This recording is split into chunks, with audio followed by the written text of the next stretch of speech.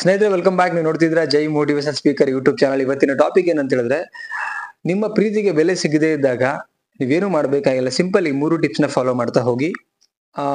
First time ನಮ್ಮ channel ನೋಡ್ತಾ ಇದ್ರೆ ಸಬ್ಸ್ಕ್ರೈಬ್ ಮಾಡ್ಕೊಂಡು ನೋಡಿ. ಇದೇ ತರದ ವಿಡಿಯೋಗಳು ಸಿಗುತ್ತೆ. ನೋಡಿದ್ಮೇಲೆ ಏನ್ ಅನ್ನಿಸ್ತು ವಿಡಿಯೋ ಬಗ್ಗೆ ನಿಮ್ಮ ಅನಿಸಿಕೆನ ಕಮೆಂಟ್ ಮಾಡಿ, ವಿಡಿಯೋಗೆ ಲೈಕ್ ಮಾಡಿ.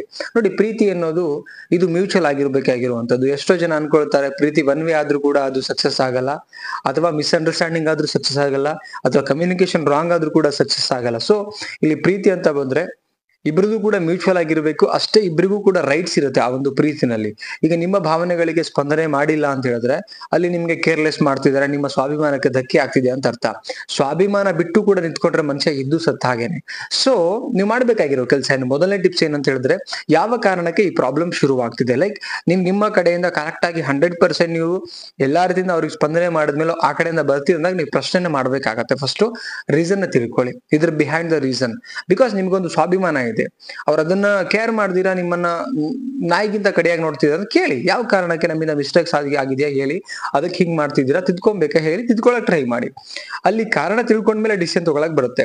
ಅಂಡ್ ಸೆಕೆಂಡ್ ಪಾಯಿಂಟ್ ಏನು ಅಂತ ಹೇಳಿದ್ರೆ, ನೀವು ಒಂದು ಕ್ಲಾರಿಟಿ ಕೊಡಿ ಅವ್ರಿಗೆ. ಏನು ಅಂತ ಹೇಳಿದ್ರೆ, ಅವ್ರು ಅನ್ಕೊಂಡಿರ್ತಾರೆ ನಮ್ಮನ್ ಬಿಟ್ರೆ ಗತಿನೇ ಇಲ್ಲ ಇವ್ರಿಗೆ, ನಮ್ಮ ಪ್ರೀತಿ ಒಂದ್ ಬಿಟ್ರೆ ಜಗತ್ತಲ್ಲಿ ಯಾರೂ ಇಷ್ಟಪಡಲ್ಲ, ಅಥವಾ ನಮ್ಮನ್ನ ಬಿಟ್ರೆ ಬದುಕೋಕೆ ಸಾಧ್ಯ ಇಲ್ಲ ಅಂತ ಅನ್ಕೊಂಡಿರ್ತಾರೆ. ಅದನ್ನ ಕ್ಲಾರಿಫೈ ಮಾಡಿ.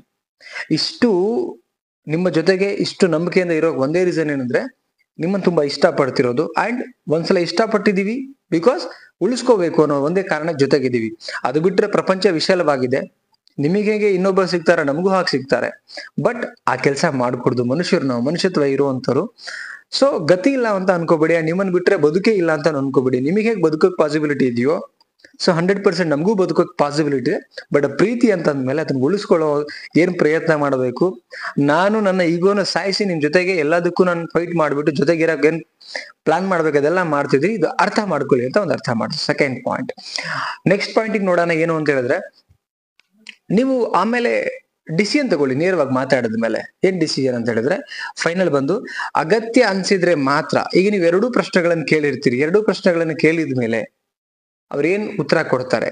ಸಪೋಸ್ ಬದಲಾಗ್ತಾರೆ ಅಂತಂದಾಗ, ಓಕೆ ಈ ಪ್ರಾಬ್ಲಮ್ ಹಿಂಗ್ ಮಾಡ್ತಿದ್ವಿ, ಸೊ ಈಗ ಹಿಂಗ್ ಮಾಡ್ಕೂಡ್ದು ಅಂತ ಹೇಳ್ಬಿಟ್ಟು ಎಲ್ಲೋ ಒಂದು ನಿಮಗೆ ರೈಟ್ ಆನ್ಸರ್ ಕೊಟ್ಬಿಟ್ಟು ಬದಲಾಗ್ತಾರೆ, ಅವರು ಕೂಡ ಸ್ವಾಭಿಮಾನಕ್ಕೆ ಒಂದು ಬೆಲೆ ಕೊಡ್ತಾರೆ, ನಿಮ್ಮ ಭಾವನೆಗಳಿಗೆ ಸ್ಪಂದನೆ ಮಾಡ್ತಾರೆ ಅಂತ ಅನ್ಸಿದ್ರೆ ನೀವು ಕ್ಯಾರಿ ಮಾಡಿ. ಸಪೋಸ್ ಅವ್ರು ಬೇಕು ಅಂತ ನಿಮ್ಮ ಸ್ವಾಭಿಮಾನಕ್ಕೂ ಲೆಕ್ಕ ಕೊಡದೆ, ಭಾವನೆಗಳಿಗೂ ರೆಸ್ಪಾನ್ಸ್ ಮಾಡ್ತಿಲ್ಲ, ಸ್ಪಂದನೆ ಮಾಡ್ತಿಲ್ಲ ಅಂದ್ರೆ ಅಲ್ಲಿಂದ ನೀವು ಎಕ್ಸಿಟ್ ಆಗಿ. ಅಂತ ಪ್ರೀತಿ ಬೇಕಾಗಿಲ್ಲ ಲೈಫಲ್ಲಿ. ನೋಡಿ, ಪ್ರೀತಿ ಅಂತ ಆದ್ರೆ ಒಂದೇ ಸಲ ಆಗತ್ತೆ. ಅಂಡ್ ಆ ಪ್ರೀತಿ ನಮ್ಮ ಬದುಕನ್ನ ಬೆಳಗಿಸ್ಬೇಕು. ಆ ಬದುಕನ್ನ ಬೆಳಗಿಸುವಂತ ಪ್ರೀತಿ ನಿಮ್ಮ ಬದುಕನ್ನ ಹಾಳು ಮಾಡ್ತಾ ಇದೆ, ನಿಮ್ಮ ನೆಮ್ಮದಿನ ಹಾಳು ಮಾಡ್ತಾ ಇದೆ ಅಂತ ಹೇಳಿದ್ರೆ ಅದು ಯಾವ ಸೀಮೆ ಪ್ರೀತಿ. ಸ್ವಂತ ಪ್ರೀತಿನ ಎಕ್ಸಿಟ್ ಮಾಡ್ಬೇಕು, ಅಲ್ಲಿಂದ ಎಕ್ಸಿಟ್ ಆಗ್ಬಿಡ್ಬೇಕು. ನಾವು ಅವರಿಗೆ ನಾವು ದೂರ ಕೊಡೋದಕ್ಕಿಂತ ಆ ಪ್ರೀತಿಯಿಂದ ಹೊರಗಡೆ ಬರೋದು ಬೆಟರ್. ಸೊ ಐ ಥಿಂಕ್ ನಾನ್ ಹೇಳ್ತಿದ್ದೀನಿ ಏನು ಅಂತ ಹೇಳಿದ್ರೆ, ಯಾವ ಪ್ರೀತಿನಲ್ಲಿ ಬೆಲೆ ಸಿಗಲ್ವೋ ಅಲ್ಲಿಂದ ನೀವು ಬೆಲೆ ತಗೊಳ್ಬೇಕು. ಹೆಂಗ್ ತಗೊಳ್ಬೇಕು ಅಂತ ಹೇಳಿದ್ರೆ, ನೋಡಿ, ನಿಮ್ಮ ವ್ಯಾಲ್ಯೂಸ್ ನ ಆಡ್ ಮಾಡ್ತಾ ಹೋಗಿ. ಲೈಕ್ ಈಗ ನಿಮ್ಮ communication skill, body language, dressing sense, income source, ಇದೆಲ್ಲ ಕೂಡ ನಿಮ್ಮ ವ್ಯಾಲ್ಯೂನ ಇನ್ಕ್ರೀಸ್ ಮಾಡುವಂತದ್ದು.